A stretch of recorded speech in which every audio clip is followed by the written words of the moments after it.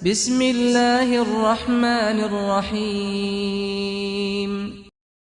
Ustadz, apakah Allah masih menerima taubat kita jika kita sudah pernah berzina? Oh, kalau berzina jangan ikut-ikut saya. Kita zina sama pelacur. Gini, kalau Anda masih punya kesempatan bernyawa dan belum sampai nyawa itu ke kerongkongan, maka tobat itu sangat terbuka bagi Anda. Kecuali kalau nyawa sudah sampai ke kerongkongan, segera kembali. Bahkan ada ayat yang khusus diturunkan untuk pertanyaan Anda ini. Ayatnya ayat ke-53, surahnya surah ke-39. Ayat itu diturunkan untuk menjawab seseorang yang terlibat dengan pertanyaan Anda seperti ini dan dia mau tobat. Maka Allah turunkan ayat kuliah ibadiyalladzina asrafu ala anfusihim la taqnatu min rahmatillah. Katakan Muhammad pada hamba-hambaku yang telah berbuat israf. Di antara israf yang mengerjakan perbuatan dosa besar. Dosa besar di antaranya zina. Ketika dikerjakan seperti itu dia mau tobat. Kata Allah, ayo tobat, jangan putus asa dari rahmat Allah Subhanahu wa taala. Kenapa ada kalimat jangan putus asa? Karena orang kalau berbuat dosa besar, setannya lebih mudah menjerumuskan dia. Karena akan dibuat kalimat-kalimat dalam dirinya seakan-akan mencegah dia untuk bertobat. Sudah, dosa kamu berbuat sudah begitu besar, nggak ada kesempatan untuk bertobat lagi. Sudah, kamu sudah terlanjur basah, berenang sekalian, tinggalkan perbuatan yang ini. Kamu medannya di sini, kamu dunianya di sini. Kata Allah, itu semua tidak benar. Saya itu adalah Tuhan rahmat, bukan Tuhan ghadab. Rahmat saya melebihi ghadab yang ada dalam diri saya. Maka rahmat itu manfaatkan. Tobat. Ayo tobat. Saya katakan, jangankan Anda, pelacurnya pun. Maaf ya. Duhai perempuan-perempuan dimanapun Anda berada, yang terjebak dalam pengaruh setan untuk menjajakkan dirinya, sehingga disebut dengan pelacur. Maaf, saya tidak ingin memperindah bahasa ini. Saya tegaskan pada Anda ya, kalau maksiat itu istilahnya jangan dibikin sopan. Kalau dibikin sopan nanti bangga tampilannya. Maaf, koruptor maling. Ketika dibuat koruptor, dipakein jaket kuning, cuma pakai jaket, masya Allah, enak banget senyum-senyum bawa tas. Kontingin koruptor Indonesia bawa tas, senyum, foto-foto, bilang maling. Samakan dengan ayam. Kenapa orang pencuri ayam disebut maling? Pencuri uang ratusan miliar triliun disebut dengan koruptor. Walaupun mungkin maknanya berbeda, tapi kalimatnya diperindah. Maaf, perempuan menjajakan diri di malam hari jangan disebut kupu-kupu, nggak ada hubungan. Kupu-kupu aja nggak begitu. Ya, sebut aja dengan bahasa yang menjijikkan itu sehingga orang menjauhinya. Pelacur, selesai.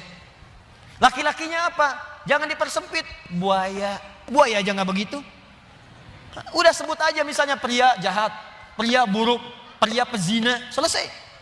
Tuh pria pezina tuh, bukan itu hidung belang, hidungnya sama, nggak belang dia. Katakan pezina. Begitu disebut pezina, dia akan menjauhi perbuatan itu. Ayo, tempat-tempat zina, sebut aja begitu. Ya, jangan disebut dengan kalimat-kalimat yang indah. Begitu disebut dengan kalimat yang indah, seakan-akan perbuatan itu menjadi baik. Teruskan. Pernah dengar tentang hadis ini? Seorang pelacur memberikan air, minuman kepada seekor anjing. Ketika diberikan itu tiba-tiba keluar firman-Nya dengan segala keikhlasannya dia masuk ke dalam surga. Pernah dengar hadis itu? Jangan salah baca. Kalau salah baca nanti, jadi pelacur aja bisa masuk surga. Cukup cari anjing aja, anjing kasih minum surga. Kalau seperti itu enak banget. Bukan, cara bacanya adalah ketika dia memberi minuman itu, dia sadar dengan dirinya. Ini anjing aja hewan najis, disebut najis, keadaannya terhina, diberikan minuman, tiba-tiba dia bisa berubah beraktivitas dengan cara yang baik. Saya manusia, bukan hewan. Walaupun saya melakukan perbuatan hina, kenapa saya tidak berubah seperti anjing ini punya energi? Dalam bahasa syariat, wahyu itu disebut dengan tuntunan air. Allah menurunkan air dari langit, membuat tanaman yang kering, tanah yang kering menjadi gembur kembali. Allah menurunkan wahyu-wahyu dari langit, ajaran-ajaran, membuat hati yang kering menjadi subur kembali untuk melakukan perbuatan-perbuatan baik. Sadar dia dengan perbuatan itu, bertobat dirinya. Tobat itu yang menggugurkan dosanya, berubah jadi beramal soleh. Amal solehnya yang menjadikan dia terjamin surga di sisi Allah Subhanahu wa taala. Pelacur tobat masuk surga, pembunuh 100 orang tobat masuk surga. Maka saya ajak orang yang pernah berbuat perbuatan semacam ini, ayo tobat. Ada kesempatan. Dan jangan ditampakkan. Maksiat yang tampak hanya mengundang bencana. Ini sekarang ini sudah banyak nih, saya perhatikan orang bangga berbuat maksiat. Awas, hati-hati. homoseksual, lesbian, LGBT, macam-macam sudah bangga bikin kontes, bikin macam-macam, ngundang musibah tuh. Ngundang musibah. Dan kita doakan, kita ajak mereka dakwahi dengan lembut supaya meninggalkan perbuatan-perbuatannya. Doakan Pak. Dalam malam kesempatan hari doa, istighfar. Karena istighfar itu diantaranya bisa menahan murka Allah Subhanahu wa taala. Wa ma kana Allahu liyu'adzibahum wa anta fihim. Muhammad, sepanjang kamu hidup mereka tidak akan pernah saya azab. Kalimatnya fiil. Tapi ketika nabinya meninggal, wa ma kana Allahu mu'adzibahum wa hum yastaghfirun. Kenapa yang pertama kata kerja, yang kedua kata benda? Pertama kata kerja karena di zaman Nabi setelah masuk Islam jarang orang berbuat maksiat. Setelah nabinya meninggal berubah jadi kata benda, orangnya banyak bermaksiat. Tapi kenapa azab ditahan oleh Allah? Ada kalimat di ujungnya wahum yastaghfirun, karena ada orang-orang yang masih istighfar kepada Allah Subhanahu wa taala. Kita berdoa malam. Ya, bikin programnya. Saya kemarin ke Padang berapa waktu lalu, wali kota Padang punya program Padang bebas maksiat. Saya kira ayo Kabupaten Bandung. Ya, Kabupaten Bandung bebas maksiat. Anda berdoa, dakwahi, tampakkan kebaikan.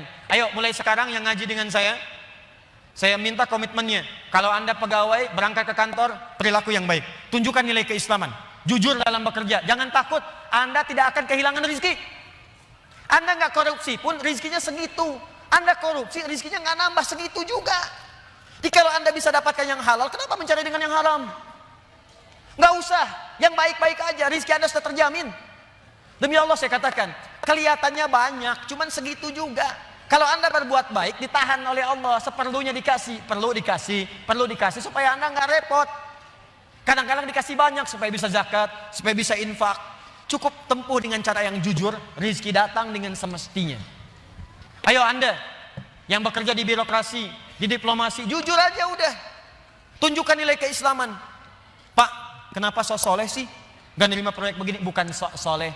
Saya ingin menunjukkan bahwa agama yang saya peluk selalu mengarahkan pada nilai-nilai kebaikan. Demi Allah saya katakan, saya tidak menerima ini pun rezeki saya akan didapatkan dengan seperlunya. Sesuai dengan kebutuhan saya. Paham? Ditinggalkan yang tidak baik. Apapun pekerjaan Anda, yang polisi, yang tentara, yang macam-macam, yang camat, yang lurah, yang bupati. Ayo, kalau Anda merasa mengaji dengan kami, tunjukkan bahwa apa yang kita pelajari bisa dipraktekkan dalam kehidupan. Yang seperti ini, tobat. Kalau Anda tobat, saya doakan, saya bermohon pada Allah, semoga yang bertanya ini kalau benar-benar dia bertobat, dan semua yang bermaksiat bertobat, saya bermohon pada Allah, semoga dimuliakan dengan surga saat kembali kepada Allah Subhanahu wa taala.